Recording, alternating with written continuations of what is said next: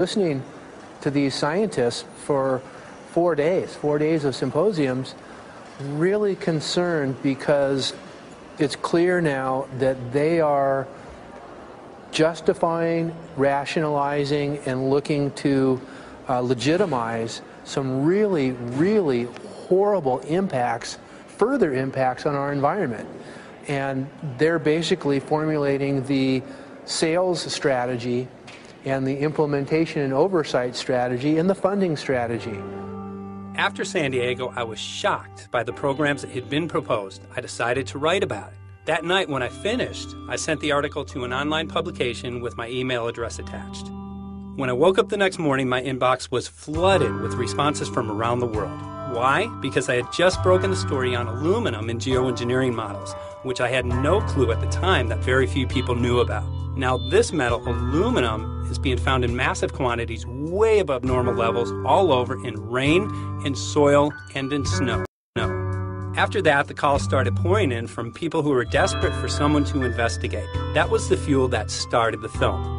Before we started filming, we had the opportunity to sit down with one of our favorite authors and documentarians, G. Edward Griffin, to find out what he knew about the subject.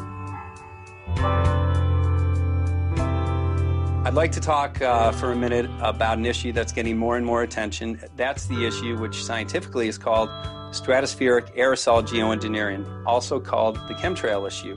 I'm very aware of the chemtrail versus contrail controversy. As far as I'm concerned, it's an open and shut case. I have been watching the development of jet travel from its very beginning. I used to live near the Los Angeles airport.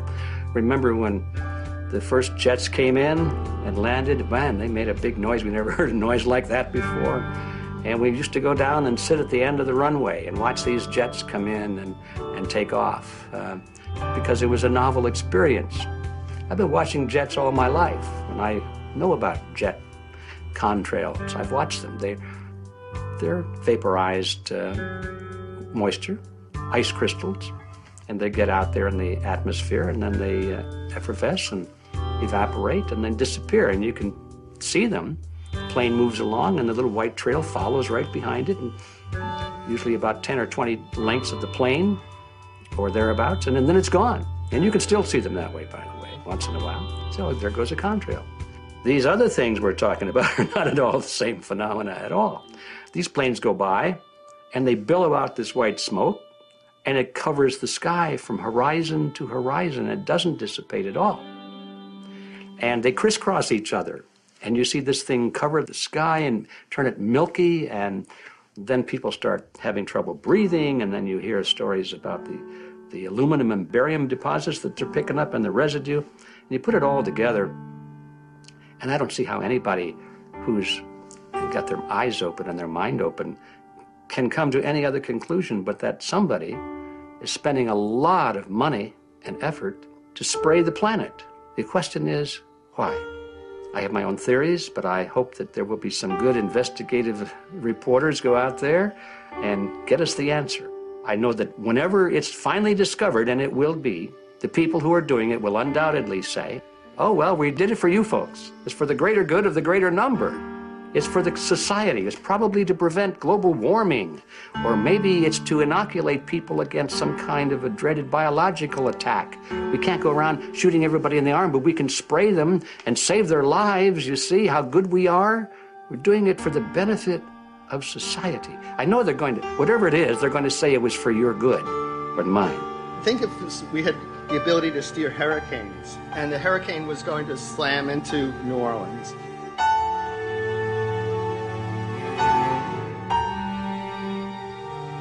And let's say you could steer it so it would hit Mississippi instead, where for 100, that means I would be willing to more or less kill 18 Mississippians to say 1,800 New Orleanians. And if you do that knowingly, are you murdering those 100 people? And there's all kinds of equity issues there. Now, also, we might be wrong about our steering, and if we didn't do the research right, maybe our steering would intensify Katrina and even kill more people in New Orleans. And so this question of how do you develop the confidence to know that your intervention will reduce overall damage, and then how do you deal with the understanding that you might be damaging some people who wouldn't have been damaged before while saving people overall? The spraying appears to be mostly in NATO countries. I've seen it here in the United States, I've seen it in England, I've seen it in Scotland, I've seen it in Canada, and I've had reports from people who live in France. There's a grouping, there's a political grouping here of some sort. It's international in scope. It's not just an American phenomenon, it's international. And anybody that wants to investigate that, I think, has to take that fact into consideration. They're going to find a political grouping and a political motive here. But in my humble opinion, it's not in your good or mine at all. I don't know what it is, but we'll soon find out.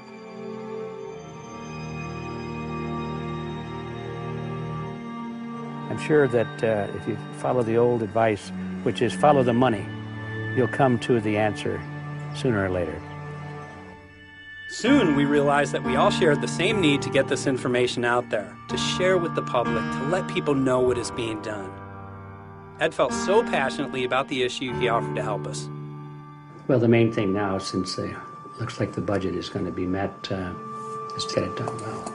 We don't come off the tree knowing any answers at all. Yeah, we're not scientists. We're just asking questions, exactly. And we've got to be very skeptical about the answers. That's it's totally accurate, totally honest. Why can't people see this? They're not hearing it. They don't know that the facts are not being presented to them. We're very lucky, you know that. Look at this opportunity that's being dumped on us. I know. Opportunity. This is going to this is going to be a battle. I know that. A challenge and a battle, but I mean, why are we here if it's not for that?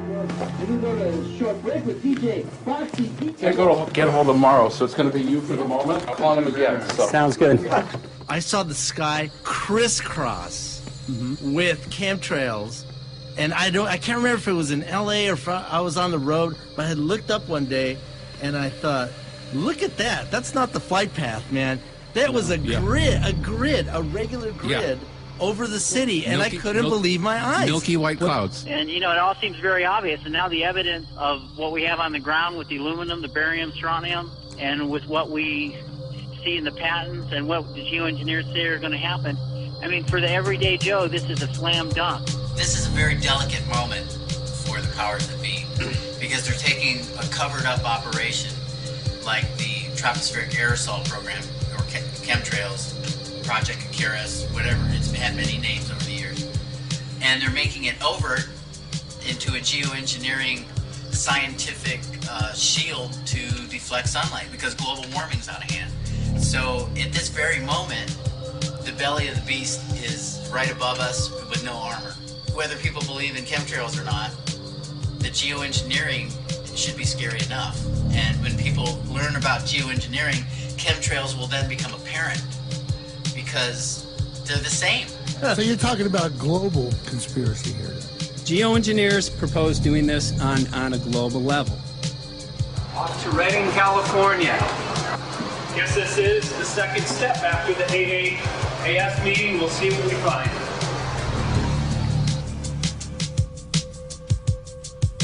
Right here in Northern California at Dane Wigington's house. He owns over 2,000 acres overlooking Lake Shasta. He told me about some of the challenges that they're having up here. Let's go and talk to Dane. We'll see, what's going on his property. We'll see what he's going through, and also what action he's taking based on the test results that he has.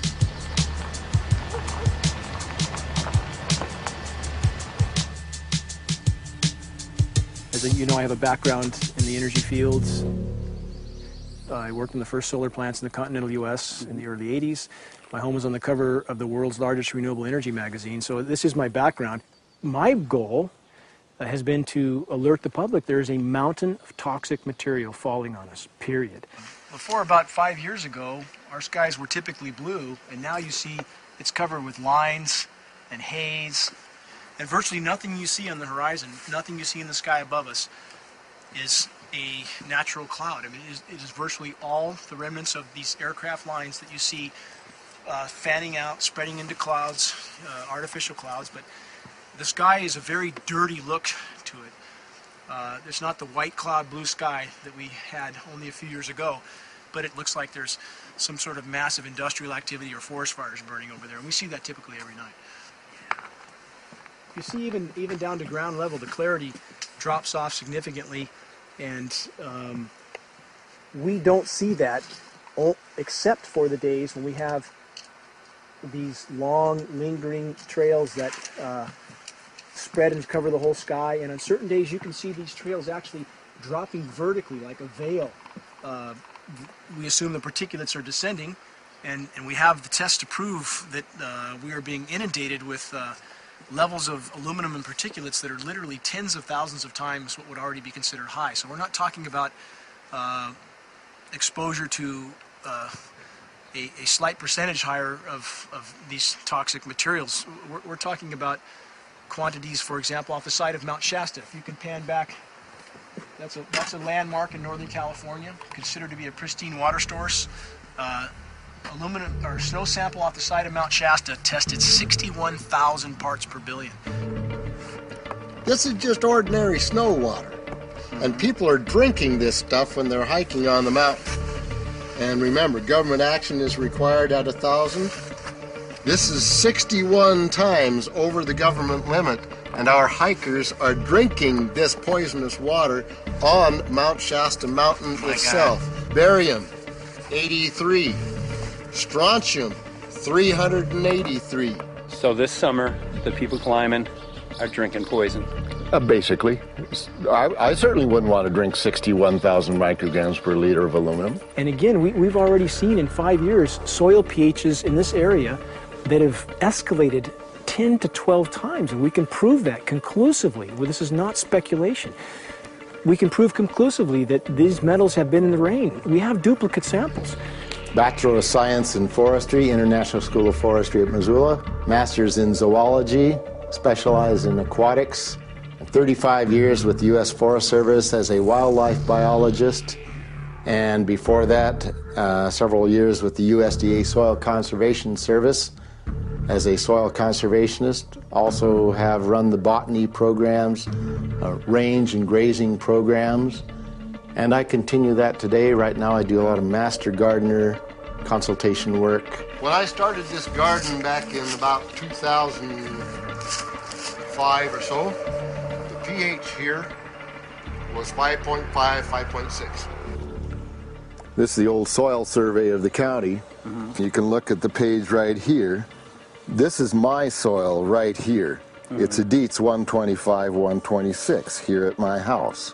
And here, the soil reaction pH should be between 4.5 and 6.0.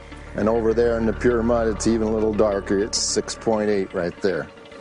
And what can this do to plant life and ecosystems?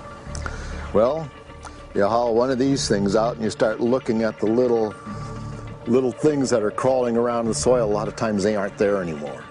The little soil arthropods that you can barely see on a microscope, you can actually see movement with this.